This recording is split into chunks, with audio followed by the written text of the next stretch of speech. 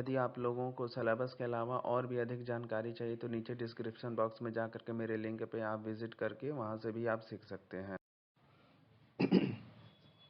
आज का जो हमारा टॉपिक है वो है स्केल। स्केल कितने प्रकार के होते हैं और ऑटोकैड में कितने तरीके के स्केल का यूज होता है। तो देखिए, अगर मैं नॉर्मल तौर पे बात करूं स्केल का तो दो तरीके के स्केल होते हैं। एक होता है इंजीनियरिंग स्केल और दूसरा होता है साइंटिफिक स्केल। ठीक है, अब इंजीनियरिंग स्केल के अंदर वो सभी चीज़ें आ जाती हैं जो हम अप्लाइड करते हैं, जिसका हम अपने निजी जीवन में उपयोग करते हैं। और साइंटिफिक स्केल के अंदर वो आती है जिसको आइडियल केस के लिए किसी रिसर्च पर या जो पैरामीटर्स चलते हुए आ रहे हैं उन स्केलों पर हम नया मॉडिफाई करके और दूरी या किसी चीज़ पर रिसर्च कर रहे होते हैं। ठीक है, ये आपकी लंबाई, चौड़ाई, ऊंचाई, गहराई, दूरी, इन चीज़ों पे भी वैरी करती है और इनके पैरामीटर साइंटिफिक में चेंज हो जाते हैं, क्योंकि साइंटिफिक में आपका साइन, कॉस, टेन, सेक, ये सारे चीज़ें को अप्लाई करना होता है। अब बात करते हैं इंजीनियरिंग स्केल में। इंजीनियरिंग स्केल के अंदर ऐसे तो नॉर्मल तौर पे ये होता है कि एक टेक्निकल स्केल होता है और एक नॉन टेक्निकल स्केल होता है। अब इंजीनियरिंग तो ऑलरेडी टेक्निकल है, तो उसके अंदर टेक्निकल और नॉन टेक्निकल का क्या रोल है। देखिए, नॉन टेक्निकल का ये हो गया कि जिसमें हम कोई कैलकुलेशन नहीं लगा रहे हैं। जैसे 1 फीट में 12 इंच है तो 12 इंच को ही कंसीडर कर लेना है। ठीक है, जो हमारा इंटरनेशनल कोड से जो निकल करके स्केल आया, जो उसके पैरामीटर्स हैं, पूरा एज इट इज फुलफिल हम कर ले रहे हैं। कोई उसमें कन्वर्ट नहीं कर रहे हैं, कोई कन्वर्सेशन नहीं हो रहा है। ठीक है, किसी का मल्टीप्लिकेशन नहीं हो रहा है, एज इट इज उठा करके रख देते हैं, उसी से दूरी, उसी से हर एक चीज़ नापते हैं। नॉन टेक्निकल का सेंस यहाँ पे ये है कि आप सीधे सीधे पैरामीटर को अप्लाई कर रहे हैं और सीधे सीधे आप उसका रिजल्ट पा रहे हैं। ठीक है तो वो भी टेक्निकल, लेकिन नॉन टेक्निकल ये है कि बस आप उसको डायरेक्ट अप्लाई कर रहे हैं। और टेक्निकल में क्या होता है कि इनडायरेक्ट स्केल को अप्लाई करते हैं। ठीक है, अब जो इनडायरेक्ट स्केल आता है आपका टेक्निकल में, उसमें भी ऑटोकैड के अंदर 3 तरीके के स्केल का यूज करते हैं। पहला होता है फुल स्केल, ठीक है ना, फुल साइज स्केल। दूसरा होता है इनलार्ज्ड स्केल और तीसरा होता है रिड्यूस्ड स्केल। अब देखिए, फुल साइज स्केल का क्या है। अब आप फुल साइज स्केल को ये कहेंगे कि ये तो हमारा नॉन टेक्निकल के अंदर आ रहा है कि नहीं, ये चीज़ नहीं है। ये इसलिए नहीं है क्योंकि अंतर ये है कि आपके पास फुल साइज स्केल होता क्या है कि जो एग्जैक्टली दूरी है वही ड्राइंग शीट पे आपको दिखे, वही आपको ऑन साइट पे दिखे। तो होता क्या है इसमें कि जब आप ऑटोकैड पे बनाते हैं, ठीक है, तो जैसे 3 फीट चलना है या 300 mm चलना है, मान लीजिए, ठीक है, चलना है, तो जब आप उसको साइट पे जाते हैं तो डायरेक्ट आप इंस्टॉल करते हैं, चाहे वो ऑब्जेक्ट हो या डिस्टेंस हो या इवन कुछ भी रहे।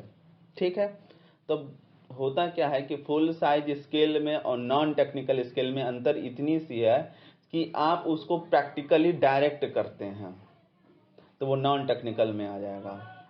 ठीक है, अब फुल साइज स्केल में क्या है कि आपके पास डाटा सीट रहती है, उस डाटा सीट को देख करके आप अप्लाई करते हैं तो वो वहां पे आता है। उसके स्केल में कोई छेड़खानी नहीं की जाती है, जैसा रहेगा वैसा ही उसको एज इट इज हम रख देते हैं।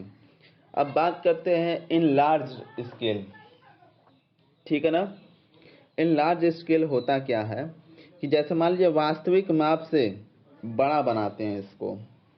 ठीक है, जैसे अगर आपको नैनो में काम करना है, नैनो में बनाना, जैसे सर्किट वर्किट है, आपको उसकी पाथ को डिज़ाइन करना है, तो हम करते क्या हैं कि उसके साइज को एक्सपेंड कर देते हैं।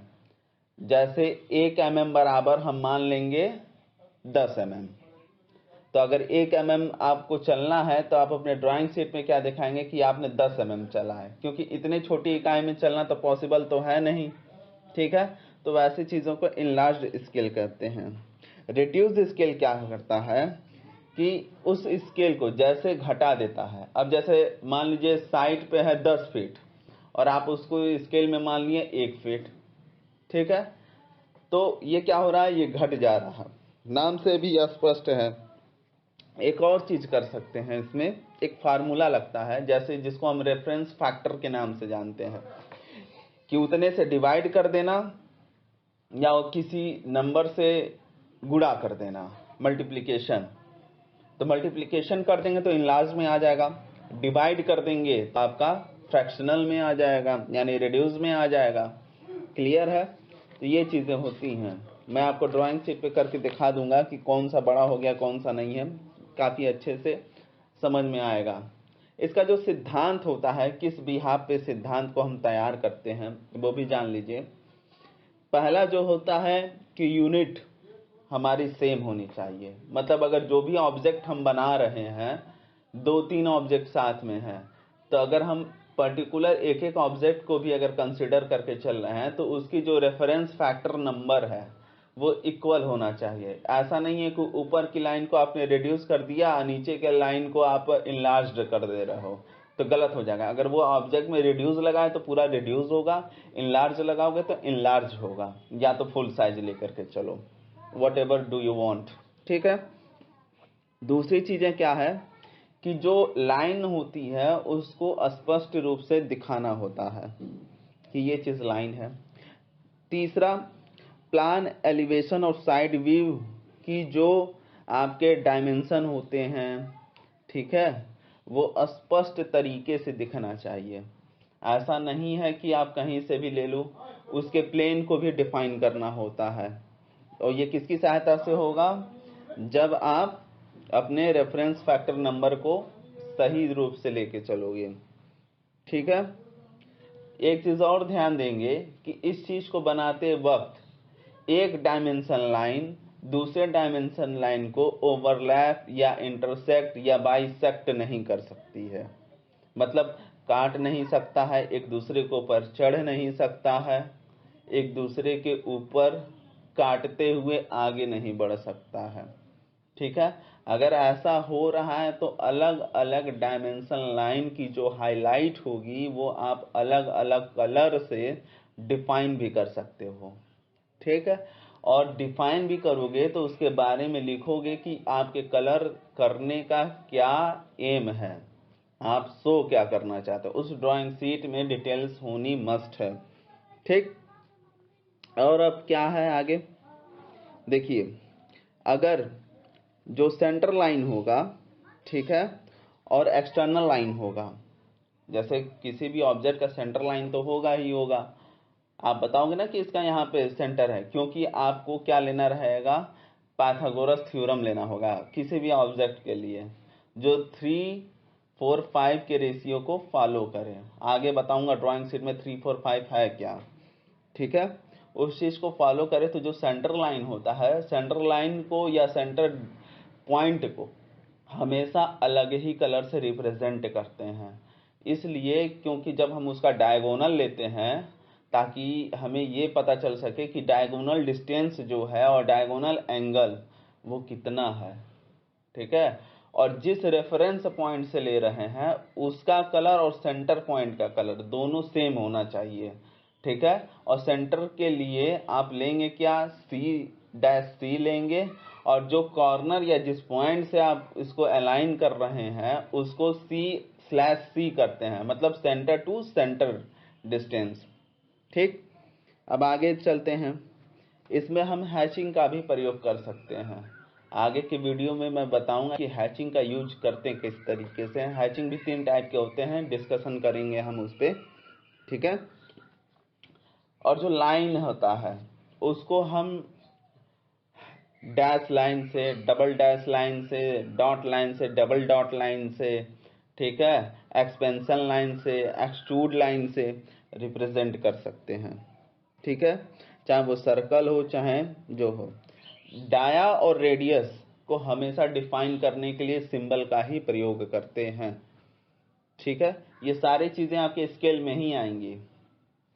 और जितने भी तरीके के आपको यूज करने हैं फ्रैक्शनल आप यूज कर लो, मतलब मल्टीप्लाई और डिवाइड के तो फॉर्म में रहेगा, लेकिन किसी किसी ऑब्जेक्ट के बगल में जो दूसरा ऑब्जेक्ट बना हुआ रहता उसके लिए आप कौन सा केस अप्लाई किए हुए हैं वो भी रहेगा।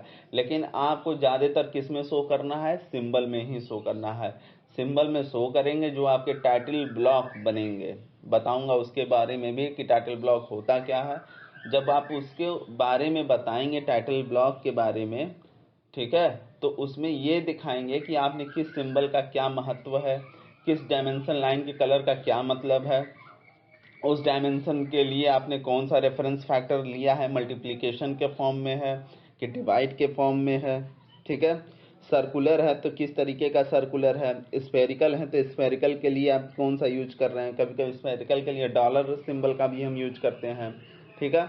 अगर प्लान एलिवेशन और साइड व्यू की अगर हम बात करें तो कौन से साइड से आप देख रहे हैं, जैसे मैंने अपने पहले के वीडियो में आपको व्यू समझाया है, तो साउथ वेस्ट के बारे में अगर आप बता रहे हो तो वहाँ पे डायरेक्शन लिखो कि साउथ वेस्ट में इतने एंगल के ड्राइंग शीट पर से इतनी बन रही है। ये नॉर्मल वाला हम लोग कैड नहीं करते हैं, क्योंकि देखिए होता क्या है कि कोई भी सीख लेता ऑटो कैड, जरा सा बेसिक कमांड जाना और सीख लिया, तो अंतर क्या होता है, हम इंजीनियर हैं, हमें टेक्निकल लैंग्वेज पता है, ड्राइंग हमारा लैंग्वेज है, तो हमें ड्राइंग को अच्छे से पता